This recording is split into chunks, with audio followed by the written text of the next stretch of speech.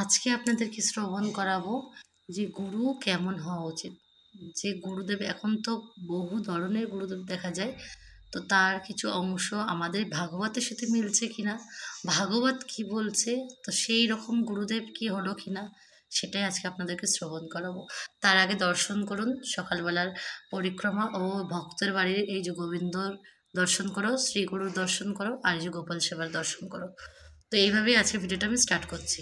তো রাধে রাধে, সকলকে জানাই আমার চ্যানেলে অনেক অনেক স্বাগত। আশা করি আপনারা সকলে খুবই ভালো আছেন। আপনাদের আর গোপালের আশীর্বাদে কিন্তু আমিও ভালো আছি। তো আজকে সকাল সকাল ব্লগটা স্টার্ট করলাম। তো সব দেখো, পরিক্রমা থেকে এই যে একটা ভক্তের বাড়ি এসেছিলাম, ওনারা বাড়িতে নিয়ে এসেছিলেন কীর্তন, আর এখান দিয়ে নিয়ে আবার বেরিয়ে গেলাম, আবার অন্য ভক্তের বাড়ি যাবো।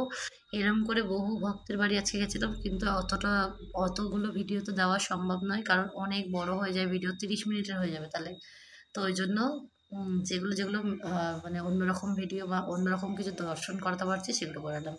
তারপরে এই যে দেখো, আমাদের বাড়িতে নিয়ে আসলাম, আর এটা আজকে ছিল আমাদের শেষ পরিক্রমা, কারণ আমরা দ্বাদশীর দিন থেকে স্টার্ট করেছিলাম, একাদশীর দিন থেকে করিনি, কারণ গুরু ভাইয়ের শরীর খারাপ ছিল, তো দ্বাদশীর থেকে স্টার্ট করেছি বলে দ্বাদশীতেই শেষ করলাম।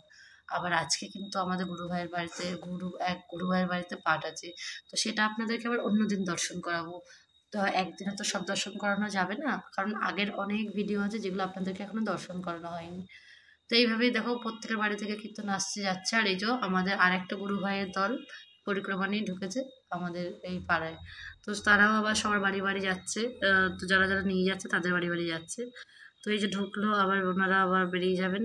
আর এরপরে আমাদের আজকে যে আমাদের মন্দির থেকে পরিক্রমা শুরু হয় পাড়ারটা, তো সেই মন্দিরে কত লোক, আর সবাই ওরা ভগবানের কত নিষ্ঠাভাবে করার চেষ্টা করে পরিক্রমা, সেটাই বলার চেষ্টা করলো আজকে।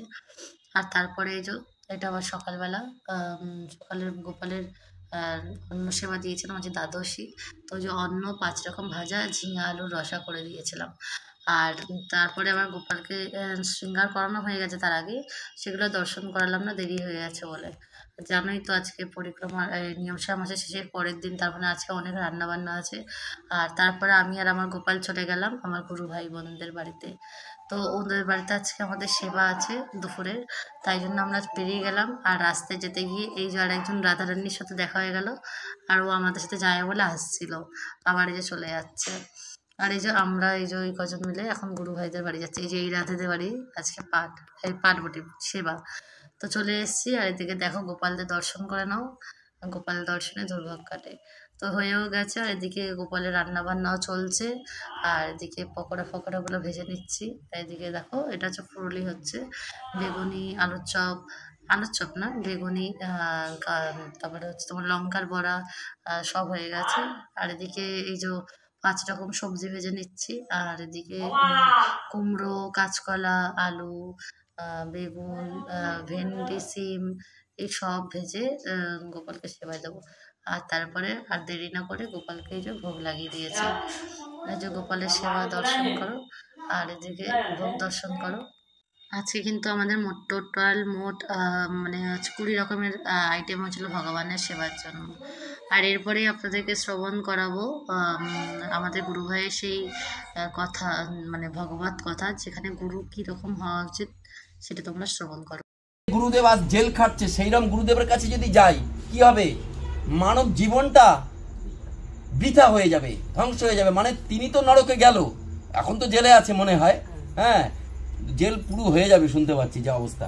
তিনি তো নরকে গেল, তিনি যে কটা শিষ্য করেছে সেই তারাও নরকে যাবে, যদি সেই শিষ্যগুলো এখনো যদি সেই নতুন করে যদি গুরুকরণ না করে। তাহলে আগে আমাকে চিনতে হবে গুরুদেব। আমি যে গুরুদেবের কাছে যাচ্ছি সেই গুরুদেবের কাছে আমি গিয়েই মন্ত্র দেবো না, আগে বলছে গুরুকে চেনো, ওই গুরুদেবের সঙ্গে কিছুদিন তুমি চলাফেরা করো, সঙ্গ করো, তাকে পরীক্ষা করো, গুরুকে প্রশ্ন করো।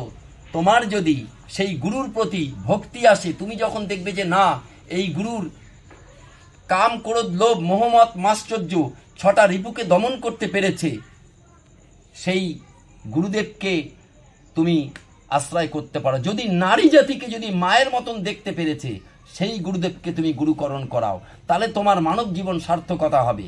নচেত তোমার মানব জীবনটা বৃথা হয়ে যাবে।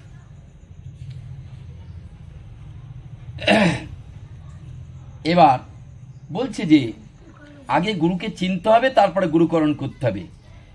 যেমন একদল মূঢ় প্রতারক গুরু সেজে নানা রকম অশাস্ত্রীয় পদ্ধতির উদ্ভাবন করে লোক ঠকায়। সৎ সরল কোনো ব্যক্তি পেলে কানে দেয় ফিস ফিস, আর মনে মনে বলে বছরে শুধু আশ্রমে মালটা আমার পৌঁছে দিস।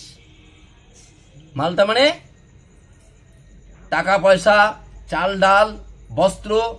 ওই যিনি এখানে আসতো 7 দিন পারায়ণ করত, তার 3 লাখ টাকা নাইট।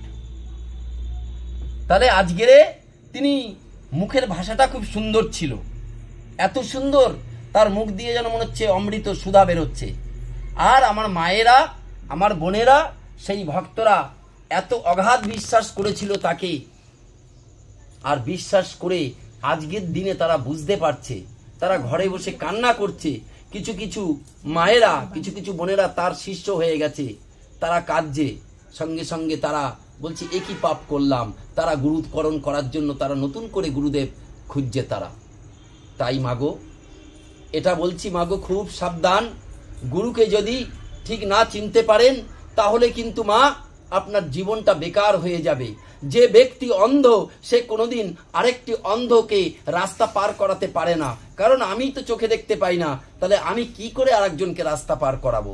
তাহলে যে চোখে দেখতে পায় তার কাছে গিয়ে বলতে হবে, ওগো হে গুরুদেব, তুমি আমাকে পার করে নিয়ে চলো। কোথায়? সেই ভব নদী পার করে তুমি আমাকে নিয়ে চলো ভগবানের চরণে।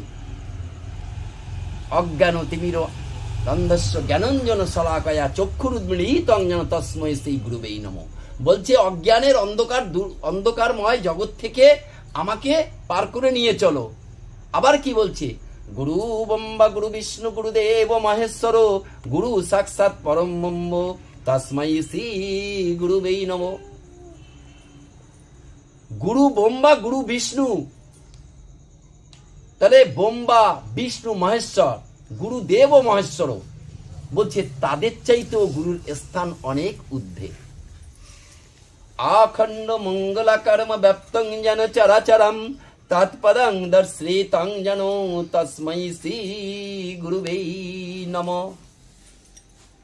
আবার বলছে গুরু মাতা গুরু পিতা গুরু হন কে?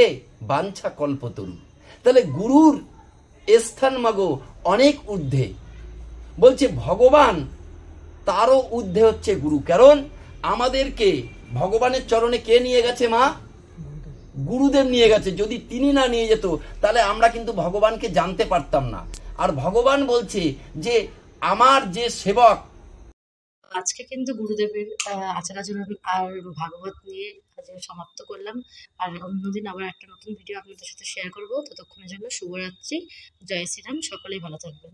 রাধে রাধে।